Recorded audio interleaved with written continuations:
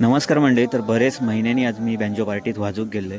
तर आम्ही वाजवलेलं बँजो तुम्ही बघा, ऐका आणि तुमका खयचा गाणं आवडलेला वाजवलेला तर कमेंट करून नक्की सांगा.